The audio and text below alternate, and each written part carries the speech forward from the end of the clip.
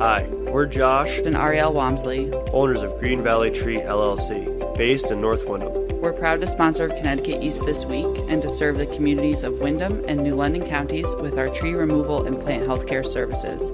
Visit our website at greenvalleytreeworks.com for a full list of our services, or give us a call on 860-234-4041. We look forward to hearing from you. Looking after those who need help.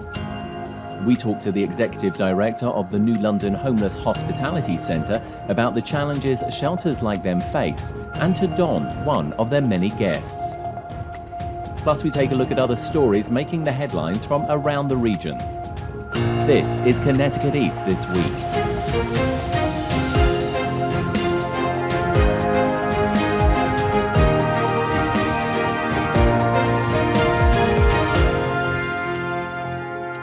Hello, I'm Brian Scott Smith.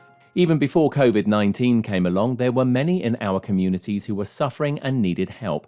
Thankfully, there are services out there that provide shelter, food and resources for those who would otherwise fall between the cracks of other systems that are supposed to be there for them. I sat down recently with Kathy Zoll, the Executive Director of the New London Homeless Hospitality Centre, to talk about the challenges they have faced before and during COVID-19 and what is still to come for many of their guests.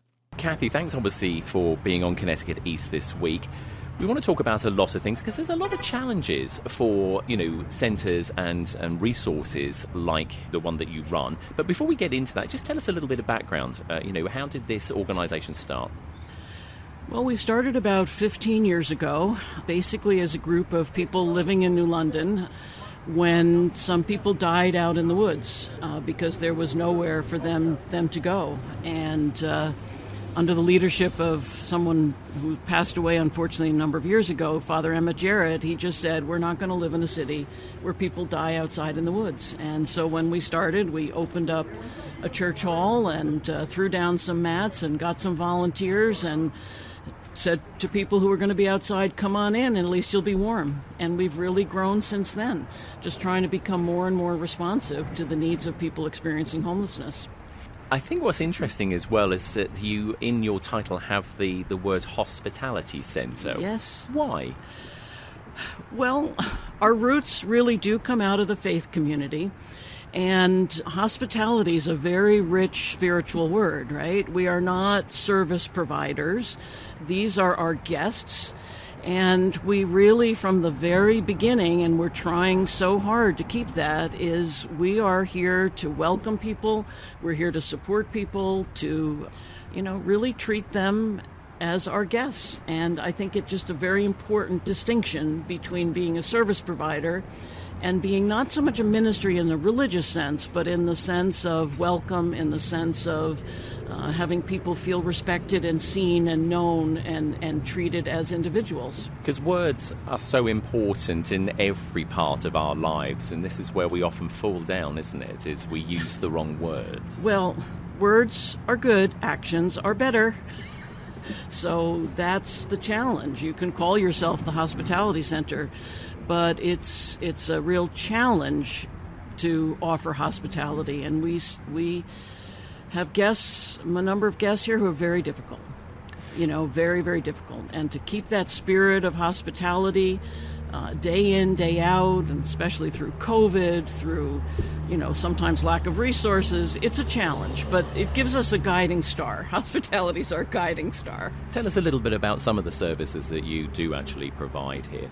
Yeah, so our most basic service, of course, is emergency shelter. And I think everybody understands what that is. It's a place to sleep, to be safe, to be warm, or to be cool if it's hot out.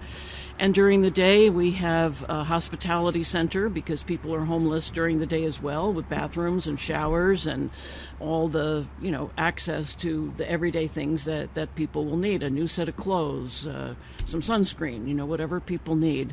But that's really the foundation. And from there, what we're really trying to do is to support people as they work to get back to housing.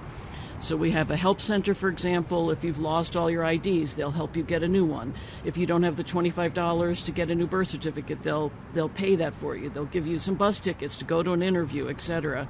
And then we have a big rehousing operation to help people find housing, and we're accessing a lot of state funds that assist people with first month rent and security deposits so people can get back into housing. And then just trying to help people stay housed. It's challenging, whether that be through employment, through health-related services, just trying to do all we can so that people can be safe while they're homeless, but housed as quickly as possible. Obviously, running a facility like this under normal circumstances is challenging enough. And then, of course, COVID-19 came along and completely shut the world down.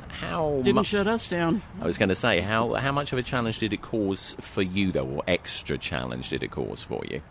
Very stressful, I would say. I mean, there were shelters that closed, and I just couldn't see how were we going to do that. I mean, people to me is like an essential service.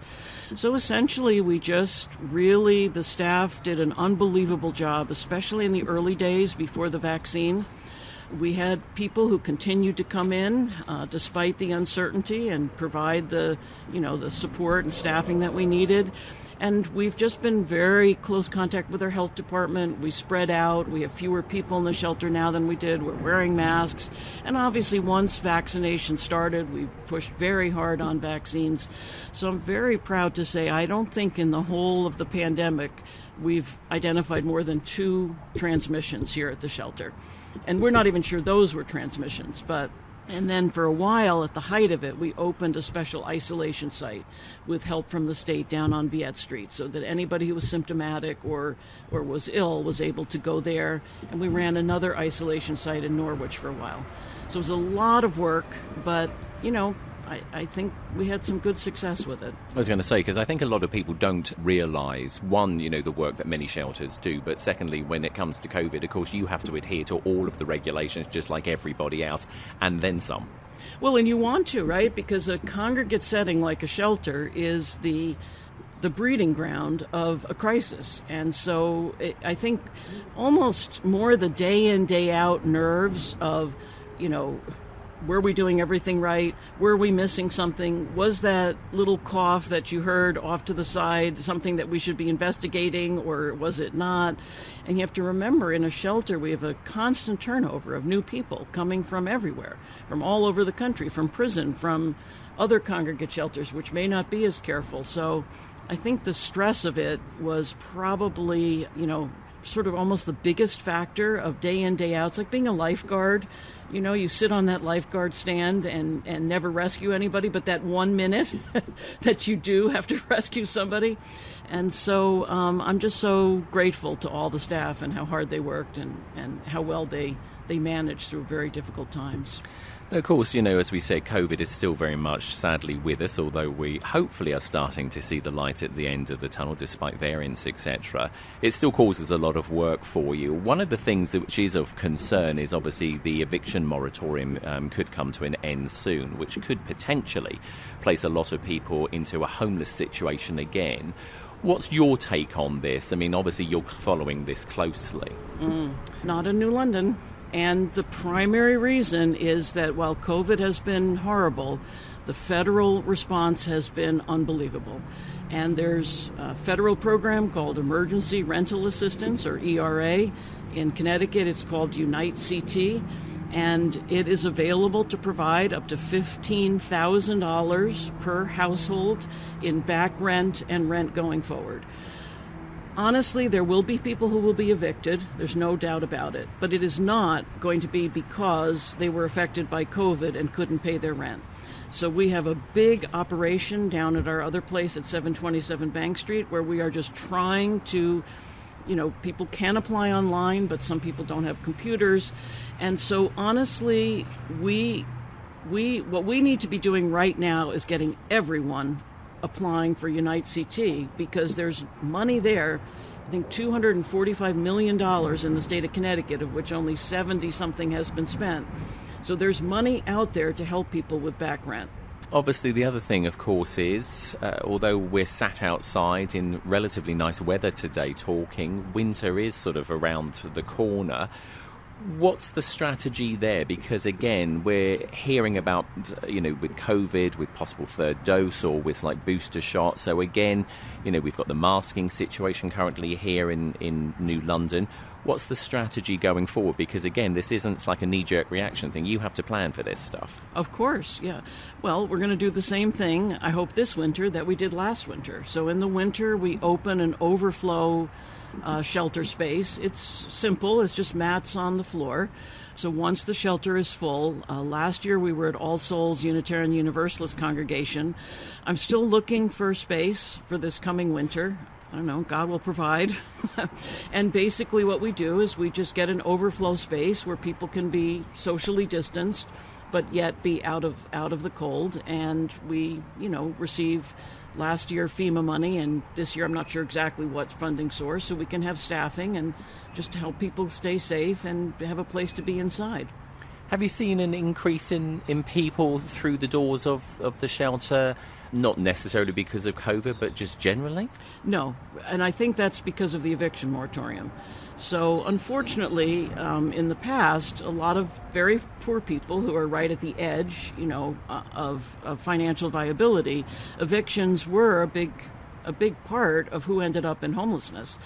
So that's changed, obviously, with the moratorium. So we haven't seen a big increase in numbers, and the unemployment benefits helped a lot of people who might otherwise have ended up being homeless because they were gig workers or other things.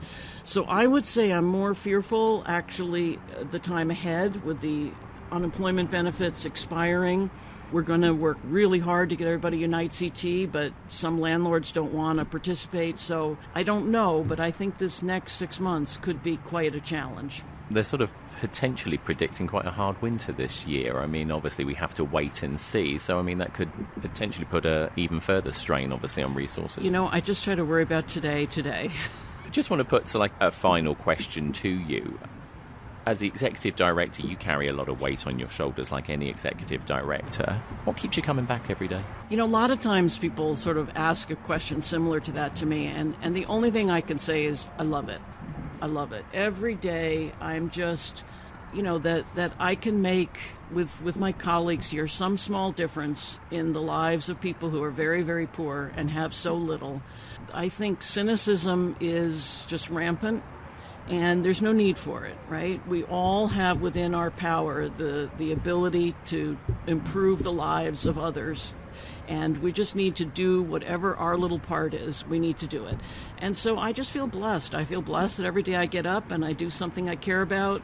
And I feel like I'm making a difference. And, underneath it is a religious motivation for me. I'm also a minister. And I just feel this is what we're all called to do, which is to love one another. And that means to take care as best we can of one another. So I have no complaints, except we could use more money, but I have a friend who's working on that. Thank you. Kathy Zor, Executive Director of the New London Homeless Hospitality Centre. Thank you for the interview. Thank you. Each year, the centre partners with more than 700 of their neighbours as they find a way out of homelessness. New London resident Donald Richardson needed the hospitality centre for a few days and became connected to all of the services the centre offered.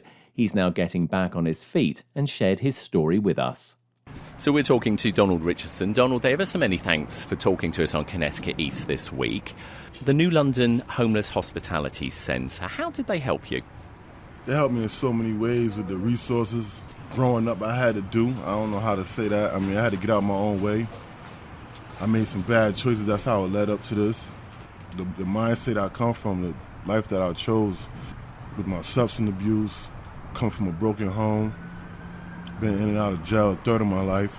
It's funny because I got up off my butt when I became homeless and got in a shelter. And I knew, for me, that was rock bottom.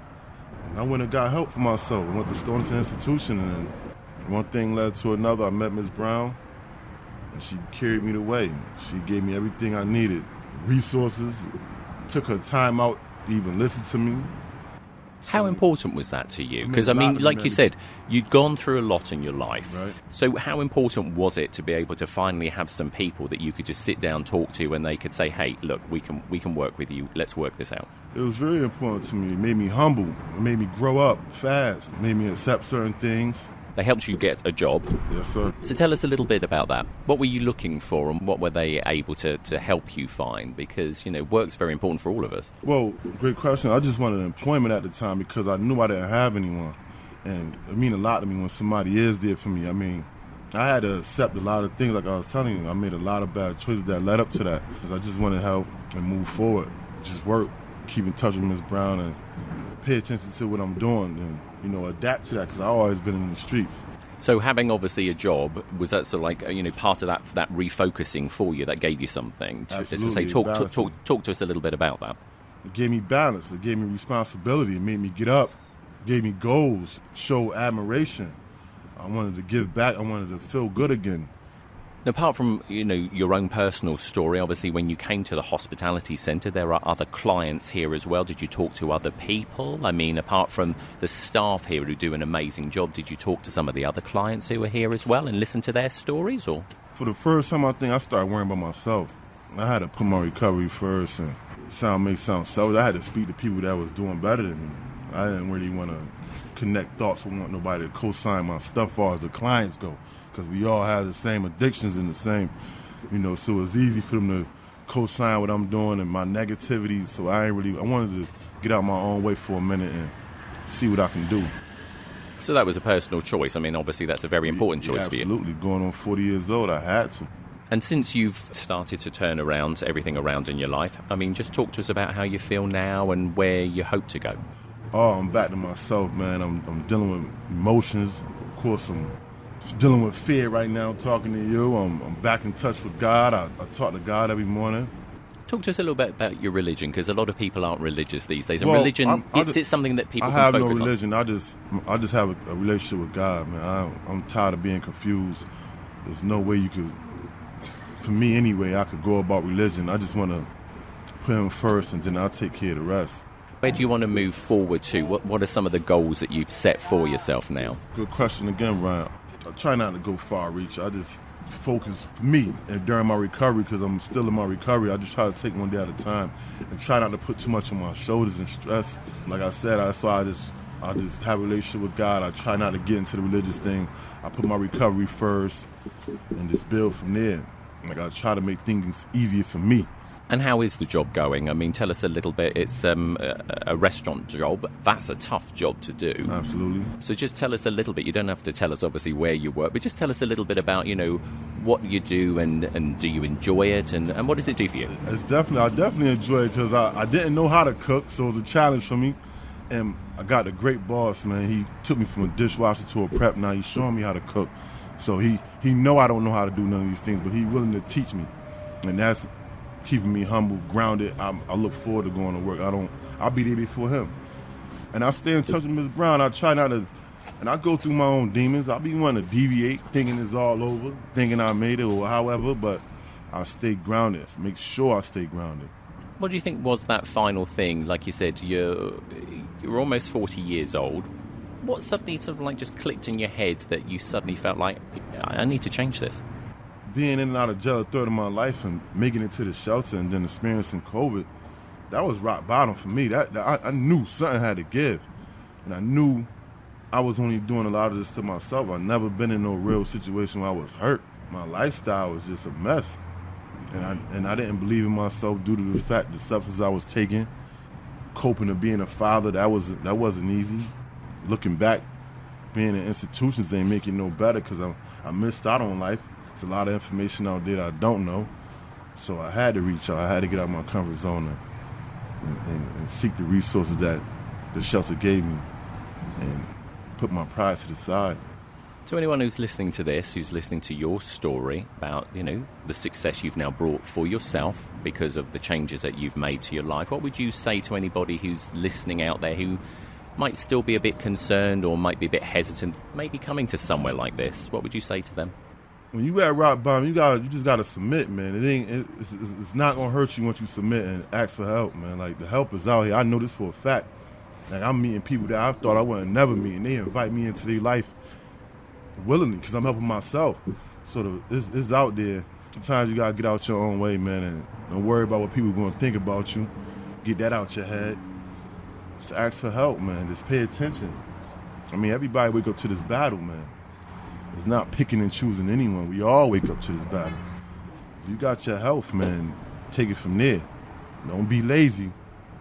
And don't take your problems out on nobody else. Miss Brown got problems. She going through things, but she helped me. I won't let Miss Brown down. That's how I challenge myself. I could be my own worst enemy, Brian, but when I got Miss Brown in my corner, I'm not gonna let her down. She put too much time into me. She believed in me. You need people like that around you. Donald, it's been a real pleasure talking to you. It's a pleasure to meet you too, man. Continued success with your recovery and everything that you're doing in your life as well. Recovery come first. Don't even cheat on that. Recovery come first.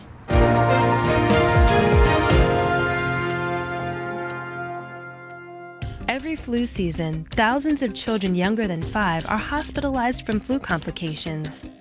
Each year, children die from flu. You have the power to protect your loved ones this flu season. CDC recommends everyone 6 months and older get an annual flu vaccine. Some children will need 2 doses to be fully protected, so don't wait. Get yourself and your family vaccinated today. Learn more at cdc.gov/fightflu. Tree damage caused by high winds, hurricanes, or stormy weather, Green Valley Tree has you covered. We offer emergency storm service for residential, commercial, and even municipalities. From full removals, uprooted or broken trees, to broken and fractured limbs, no job too big or small. If you need immediate emergency service outside our regular business hours, call our emergency hotline at 860-966-5710 and visit our website at greenvalleytreeworks.com for details of our other services. Time now for a look at some of the other stories making the headlines in the region recently. After a Freedom of Information request by Connecticut East this week to the city of Groton, details as to why the director of Groton Utilities, Ronald Godet, has been placed on unpaid suspension until October 18th have been revealed. In a pre-disciplinary letter from the mayor of the city of Groton, multiple incidents of bullying, verbal abuse, and creating a hostile working environment involving Godet's behavior were highlighted. Godet also used the F word on several occasions, as well as losing his temper. The city of Groton suspended Godet for what they termed as violating the city's employee conduct policy. Godet is required to undergo mutual respect training on his return, as well as counselling. In a separate incident in 2017, Godet was found in violation of Groton's Municipal Code of Ethics due to his attendance at a Connecticut Municipal Electric Energy Cooperative-funded junket to the 2016 Kentucky Derby, which led to federal indictments against several other attendees and members of CMEEC, scheduled to go on trial this November. Godet joined Groton Utilities in 2015 and is a former director of utilities at the University of Connecticut and a senior utilities engineer at Pfizer Incorporated. The submarine base in Groton held its change of command ceremony recently. Captain Kenneth Curtin became the 53rd commanding officer of the base and recounted that being at the subbase has been almost half of his life. It was March 1986 when I first walked through the front gates down there as a young 18-year-old petty officer reporting for basic enlisted submarine school. I don't think I really even knew what a submarine was at that point. The recruiter had made some promises to me that I would get some special electronics training, and even more importantly, I was told that the food is better than anywhere else in the Navy. And in hindsight, both of those promises are very, very accurate. Captain Todd Moore, the outgoing commanding officer, thanked those in attendance at the ceremony and in closing paid special tribute to his wife. I only got this job because the detailers know how good Carrie would be at it. If I ever had a good idea in command, you can be sure that she was behind it, and just as sure the bad ideas I implemented were never briefed to her beforehand. She has been the not-so-secret weapon that, far more than anything I did, has made this installation a better place to live and work. Moore oversaw the subbase for 2.5 years, and one of his biggest challenges was keeping the base secure and operational during the COVID-19 pandemic. Moore will remain at the subbase and move to a new position at the Undersea Warfighting Centre. The change of command happens at the subbase every 2 to 3 years. The tribes of both casinos have officially launched retail sports betting at their venues. Rodney Butler is the chairman of the Mashantucket Pequot Tribal Nation, owners of Foxwoods, and said it was essential they keep up with changing times. We have to migrate to sports betting, and we have to get online. Every other industry is going there. And I'll say we made progress on the last administration, and significant progress in retail gaming in the last administration. But under the governor and his vision and understanding of business and the importance of technology, and more so now than ever during this pandemic, how every industry was moving online. Governor Lamont welcomed the move and said it's financially important for the state to get behind progress like this. What we've got in the budget for the next couple of years is, $10 million plus between the two casinos, iGaming sports. Then you've got the lottery on top of that. I think we'd like to think within 4 or 5 years, maybe it means about $100 million in revenues to the state, all in, annually. The two casinos have teamed up with major national sports brands to bring sports betting to fruition. Foxwoods has teamed up with DraftKings, a digital sports entertainment company based out of Boston, and Mohegan Sun has partnered with FanDuel, another sports tech entertainment company with headquarters in New York. In the Connecticut Examiner this week, Dr. Susan Doyon, medical director at the Connecticut Poison Control Center, discussed a request to fund 2 additional positions in anticipation of a significant rise in child poisonings given the recent legalization of recreational marijuana.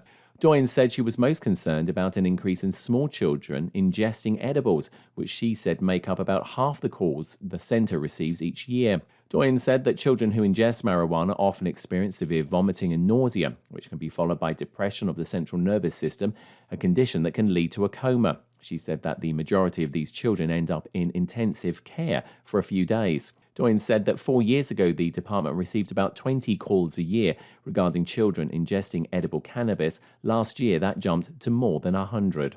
In the day this week, the Stonington Public School System was targeted by a ransomware attack. Superintendent of Schools Van Riley said the school system staff worked quickly to designate a team of technology professionals to respond to the attack as soon as they learned of it. They also engaged third-party breach investigation, mitigation and response experts.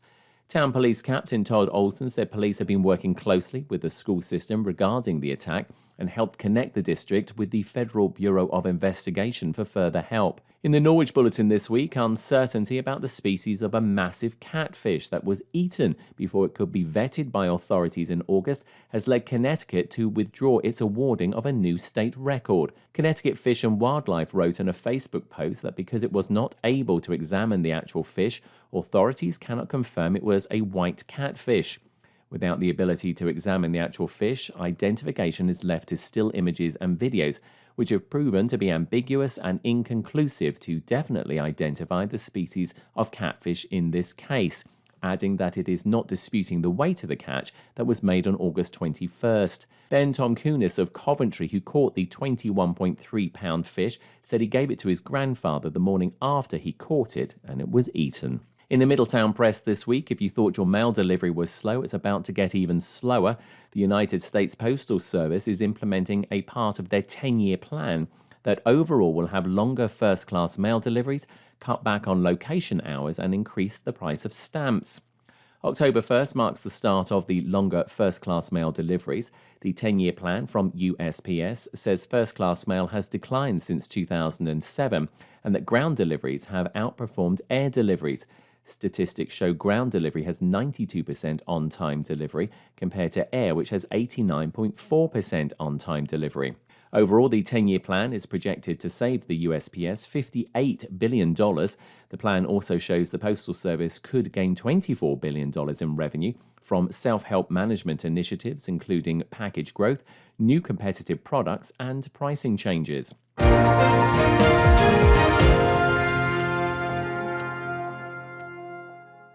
That's all from us for this edition. Do send us your questions and story ideas to the show via our website at connecticut-east.com or Facebook or Twitter at Connecticut East and on Instagram at Connecticut East This Week. And you can listen to the show again on our social platforms on demand. And please like, follow and share on your social media too.